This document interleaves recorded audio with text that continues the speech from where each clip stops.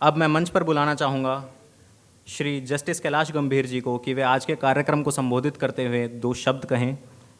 पूर्व जस्टिस कैलाश गंभीर जी हमारे बीच प्रथम भारत प्रेम रत्न से इनको आज नवाजा गया है। एक बार जोरदार तालियों से इनका स्वागत करें।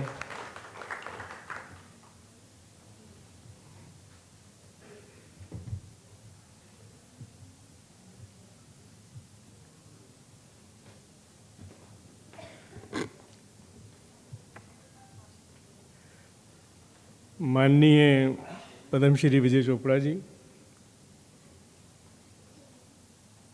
मिसिज नाथ, अखिल नाथ, आयुष, डॉक्टर सूद, वाइस चांसलर साहब, स्वामी जी, मिसिज संतोष सिंह, उनकी पुत्री और सभी जो इस सभा में डिस्टिंग्विश्ड लोग आए हुए हैं, मुझे आज बहुत ही गर्व महसूस हो रहा है कि उन्नत भारत संगठन ने जो पहला भारत प्रेम रत्न अवार्ड जो है वो एक न्याय प्रणाली के जुड़े हुए आदमी को दिया है।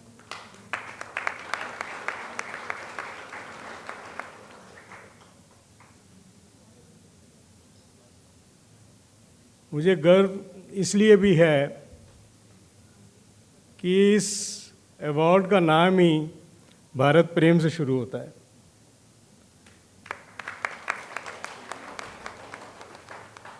भारत प्रेम जो आज हमारे बीच में नहीं है, 23 जून 2021 में वो हमें अकस्मात ही छोड़ के हमारे बीच में से चले गए।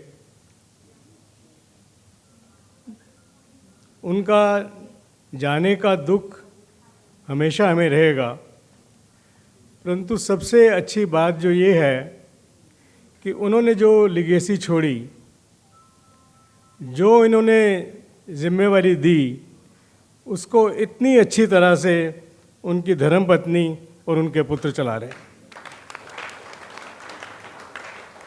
इसमें ख़ास तौर पे श्रेय जाता है विजय चोपड़ा जी का, जिसो इन्होंने हमेशा भारत प्रेम जी को उनके होते हुए और उनसे ज़्यादा मैं समझता हूँ इनको प्रोत्साहन देते हैं उनके जाने के बाद।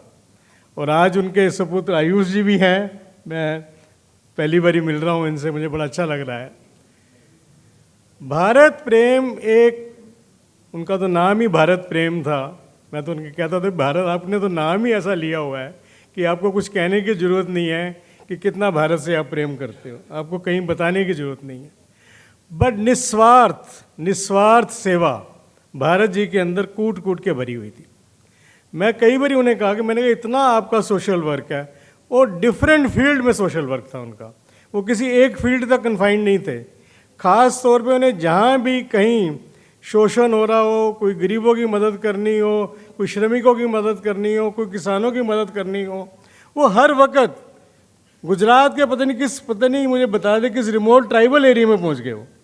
मैं बड़ा हैरान करता, इतना मुश्किल हो गया मेरा जाना, बट मुझे पता लगा कि वहाँ के ट्राइबल जो है काफ़ी डिफ़िकल्टी फेस कर रहे हैं।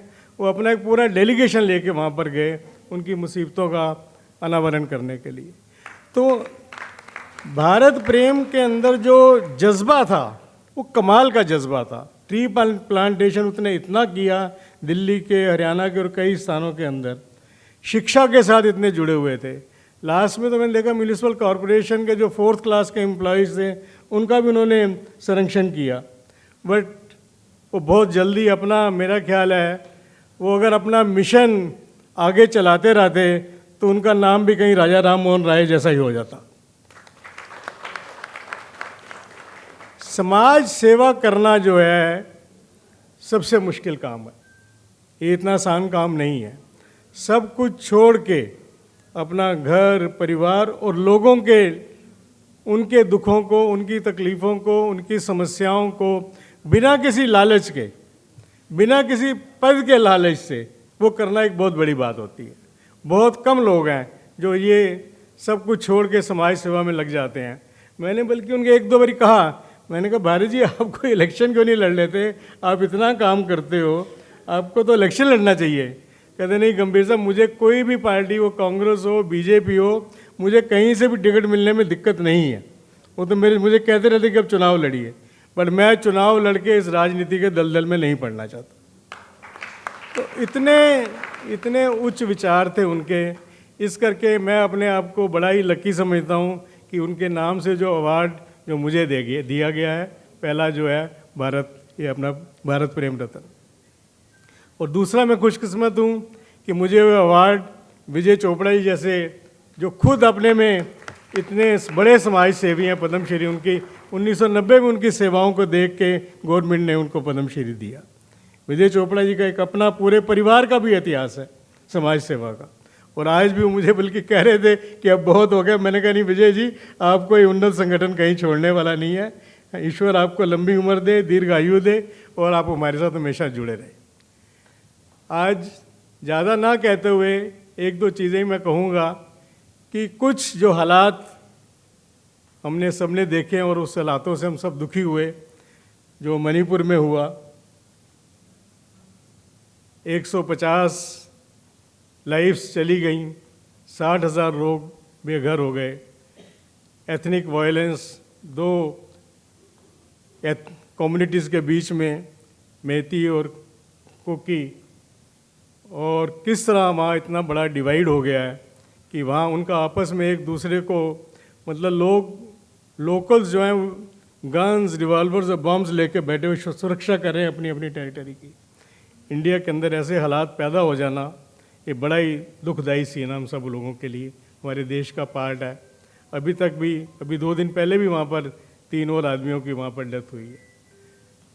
और दूसरा जो हादसा हमने देखा हरियाणा नूह के अंदर, एक बड़े शांति प्रिय जगह के अंदर इतना बड़ा हादसा हो गया, और वही 2 कम्युनिटीज़ के बीच में एक भ्रांति फैला दी गई, कुछ वीडियोस गलत सर्कुलेट हो गई, और इस तरह का इतना बड़ा वायलेंस हो गया। हमारे पुलिस कर्मचारी, उनको गोलियां लग गई, 2 होमगार्ड के लोग मारे गए। मुझे अफसोस यही होता है कि देश जहां इतनी तरक्की कर रहा है, चंद्रयान पे हम जाने वाले हैं, 23 तारीख की शाम को चंद्रयान 3 लैंड हो जाएगा, बट उसी समय हमारे जो इंसानियत का दायरा जो है वो अभी बहुत छोटा है। हम छोटी छोटी बातों में भड़क जाते हैं और एक दूसरे को मारने काटने के लिए तैयार हो जाते हैं। मैं कहता हूँ देश का असली विकास ये ठीक है, कहते हैं कि 5 ट्रिलियन इकॉनमी हो जाएगी 2 साल के बाद, या 2047 में हम विकसित देश हो जाएंगे, बट हम विकसित देश तब तक नहीं हो गए जब हम इंसानियत का दायरा अपना पूरा ना कर लें। उसकी तरफ हमें ध्यान देना चाहिए, और इंसानियत का दायरा जब जो हम सबसे, फिर विश्व गुरु हम वाकई कहलाएंगे, हम कहेंगे आज हम विश्व गुरु हैं। उससे पहले ये भ्रष्टाचार है, और ये जो छोटी छोटी बातों में हिंदू मुसलमान या कुछ कास्ट के झगड़े, फलाने झगड़े, हर जगह ही कोई जगह बची नहीं हुई है। और फिर पॉलिटिक्स अपना एक रोल प्ले करती है, वो अपना वोटों को पोलराइज करने में लग जाते हैं, बजाय कि बात ख़त्म हो वो और बढ़ावा देते हैं।